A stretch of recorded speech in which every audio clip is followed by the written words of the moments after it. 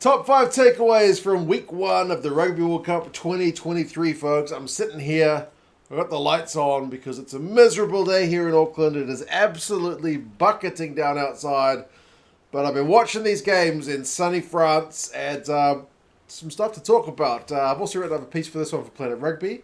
So check that out down in the description. Might have a few more details, and there's lots of good rugby stuff going on there with the World Cup about. But yeah, 5 takeaways from the round. And no, we're not talking about your local takeaway food. We're talking rugby. Number 1, I'm going to say, and it does tie into the weather, the handling. The handling's been a bit bad, but I do think it directly is related to the fact that it's so sweltering hot. We got a greasy ball. I've been looking up the numbers of the kind of average turnovers conceded of all the teams and what they had at the weekend. It's obviously not necessarily a one-on-one correlation. You know, sometimes some of these teams like Ireland had heaps of ball against Romania, so they might have more turnovers conceded just because they had more ball to concede. But across the board, the teams generally have more ball dropped in their games at the weekend than their normal. Australia did, Scotland did, South Africa did, Ireland did. Just bad handling because of the weather. It seems like, I had a look at the forecast, things are maybe going to cool down a touch. This heat wave may be going to pass, and it feels anything like a heat wave here. As I said, it is horrendously wet outside here in NZ, but yes, the handling's not been great. I don't think anyone's going to remember that, the fact that we've got, water breaks every 20 minutes because of the heat. It's just so hot in France right now, come the end of the World Cup, but certainly at the start, she looks pretty hot, and that's been affecting the handling. So that's point number 1. Number 2 is discipline. Discipline is maybe going to make or break this World Cup in terms of who wins it.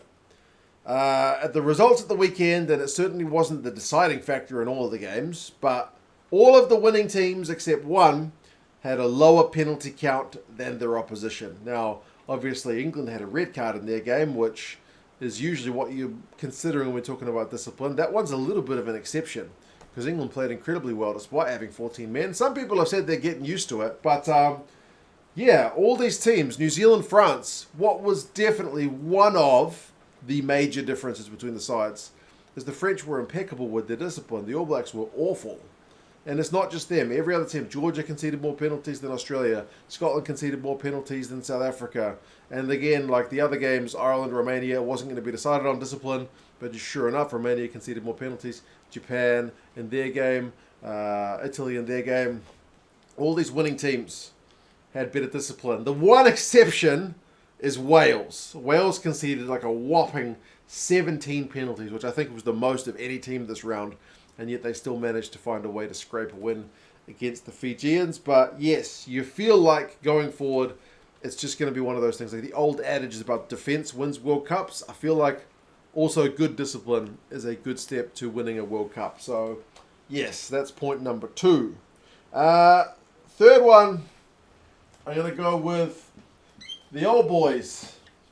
Some of the old boys impressed, and I'm speaking mainly about the 10s. I'm looking at the guys, and I say this kind of reluctantly, calling a 30-year-old old, but the guys who are 30 plus tended to impress for their teams. Not all of them, and some of the young guns had good games as well, but I'm looking at George Ford. He's 30, star of that game against Argentina. Took that game by the scruff of the neck, kick drop goals, kick penalties, all of England's points. He looked majestic. That was experience and skill on display. Dan Biggar in that game where Wales beat Fiji.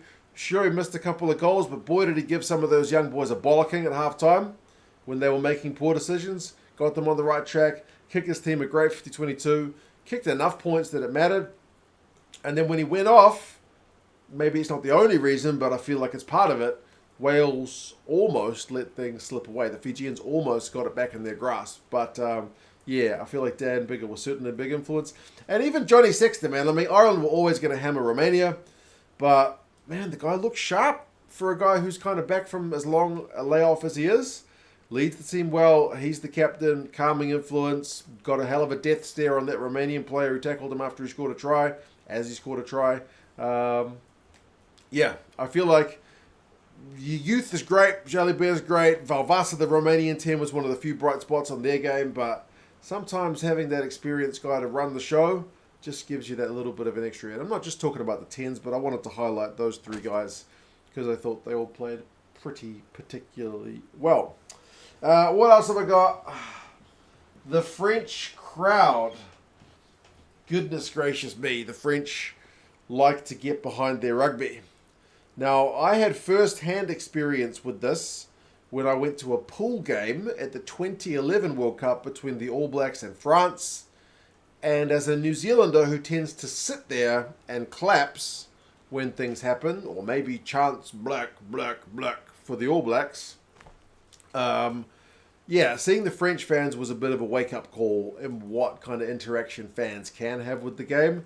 There was one section of French fans in the crowd who were jumping up and down and making that much noise. I genuinely thought for a slight moment that there must be an emergency, that they were causing so much racket. But no, they were just trying to get behind their team. It was fabulous, fantastic, awesome.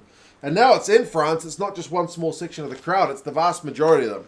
So how many points is that worth to the French home team in this World Cup that they host?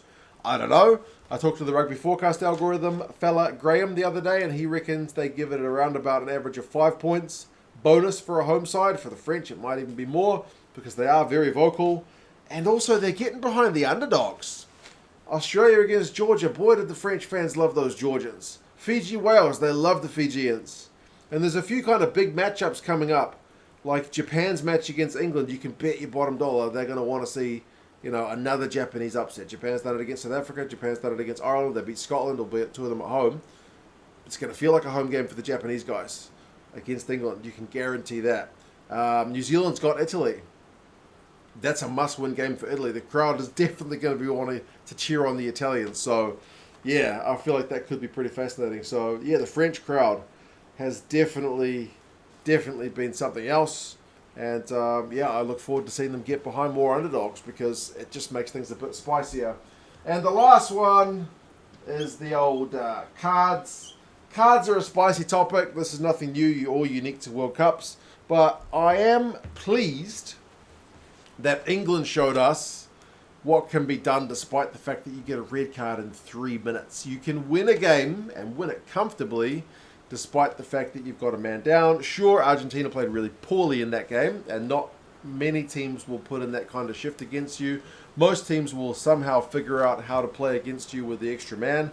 But, man, you can put in that extra shift. It can help your team to galvanize, and it's not necessarily the end of the world. I know there's always debates about 20-minute red cards. I mean, if there was a 20-minute red card in that game, Tom Curry would have gone off for his red card and stayed off because you can't come back on, and then England would have been able to bring on a different substitute, like Ludlam would have been able to play for the remaining kind of 50 or whatever minutes. That's how a 20-minute red could have worked, but it wasn't needed.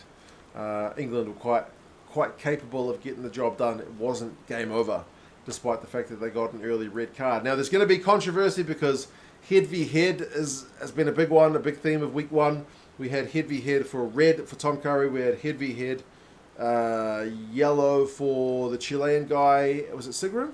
And then they had seemingly head v head. They don't show many replays, which is maybe another point of this World Cup. They're a bit low on the replays. I'm not one to agonize over TMO calls and watch a million replays. I'm not a fan of that. But just replays in general seem to be a little bit lacking. But, there seemed to be a bit of head contact between Creel and one of the Scottish guys in that game. But might have been shoulder first contact. I'm not actually sure because, as I said, I haven't seen a million replays of it. But, I feel like that's going to be a talking point. But cards, there's going to be another early red card at some point throughout the tournament. Teams are going to have to take a leaf out of England's book to manage it as best they can because England did a fantastic job of it in their game at the weekend. So there you go, folks. 5 takeaways, not Chinese takeaways. If you want Chinese takeaways, check me when I was in China eating some soup dumplings over in Wuhan earlier this year. That was something a bit different. I almost kind of caused an argument with the staff there, talking about COVID stuff. Got a little bit, no, I wouldn't say heated, but a little bit tetchy. But yeah. Planet Rugby for the article, folks, down in the description. There's certainly some more numbers and whatnot there. Good rugby coverage as always. Let me know what your takeaways are from this week as well. And yeah, I'll talk to you guys again soon. See you later.